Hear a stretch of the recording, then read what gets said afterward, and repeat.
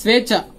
ప్రస్తుత సమాజంలో మనిషి తన వ్యక్తిగత జీవితానికి ఎక్కువ ప్రాధాన్యత ఇస్తున్నాడు. మనిషి తన స్వేచ్ఛ కోసం ఎటువంటి దానికైనా వాదించడానికి సిద్ధంగా ఉన్నాడు. తన స్వేచ్ఛ కోసం, తన అస్తిత్వం కోసం తనను తాను ఎవరికి లొంగకుండా తన స్వేచ్ఛ కోసమే కావాలని కోరుకుంటాడు ఎప్పుడు.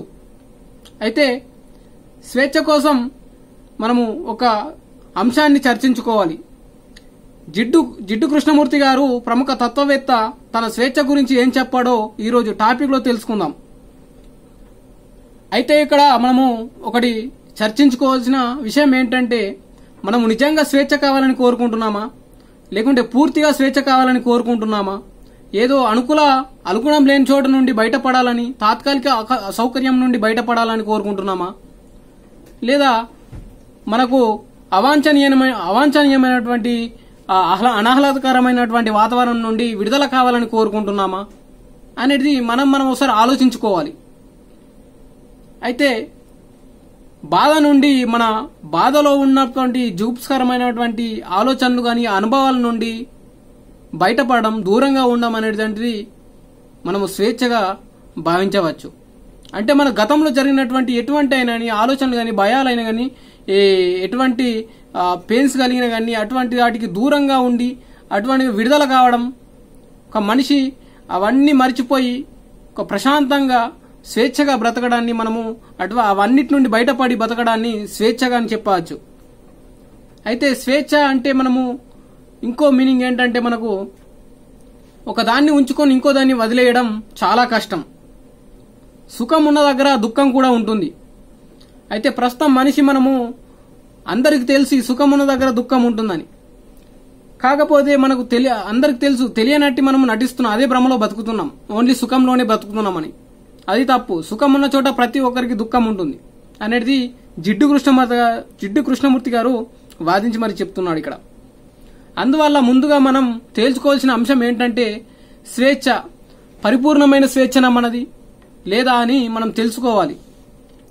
మనది పరిపూర్ణమైన స్వేచ్ఛ అనుకున్నట్లయితే మనది పరిపూర్ణమైన స్వేచ్ఛన లేదా అని తెలుసుకోవాలి. అయితే స్వేచ్ఛ అంటే ఏంటి, స్వేచ్ఛ స్వభావం ఏంటి, దాని యొక్క రూపం ఏంటి, దాని యొక్క గుణం ఏంటి అనేది మనం తెలుసుకోవాల్సిన అవసరం ఉన్నది.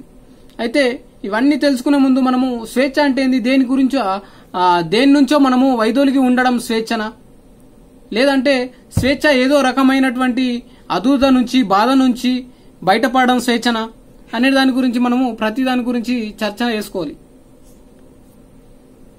అయితే మనిషిని ఇబ్బంది పెట్టే వృత్తం నుంచి మరో వృత్తంలోకి వెళ్లడం స్వేచ్ఛన. అయితే మనిషి ఒక బాధపడుతున్నట్టు సంఘటన నుండి బయటపడడం స్వేచ్ఛన. మనము ఆ బాధపడడం అనుకోని బతకడం అదో స్వేచ్ఛన అనేది మనము ఇక్కడ చర్చించుకోవాలి. స్వేచ్ఛ అది మన మీద ఆధారపడి ఉంటుంది. మనము ఏ విధంగా ఉన్నా మనకు స్వేచ్ఛ అనేది దొరుకుతుందా లేదా అనేది మనకు ఒకసారి సంకోచించుకోవాలి.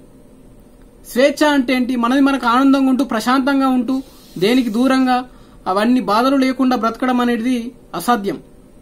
కావున నువ్వు సుఖంగా ఉన్నావంటే నీకు స్వేచ్ఛ లభిస్తుందని నువ్వు అనుకుంటున్నావు.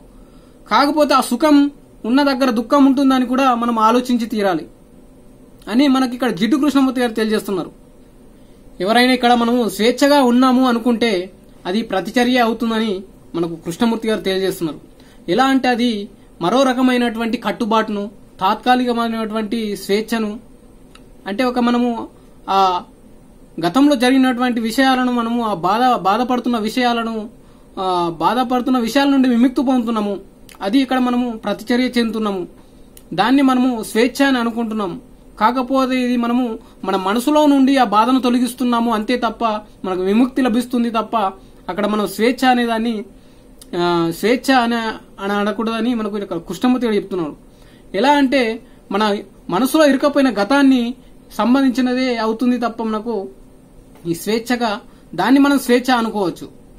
ఏ విధమైనటువంటి అంటే మనకు గతంలో జరిగినటువంటి బాధలు కానీ ఏమైనా ఉంటే వాటికి దూరంగా ఉండటాన్నే మనము స్వేచ్ఛ అని, ఆ విముక్తి చెందడాన్నే స్వేచ్ఛగా భావించవచ్చని మనకి ఇక్కడ తెలుసుకోవాలి.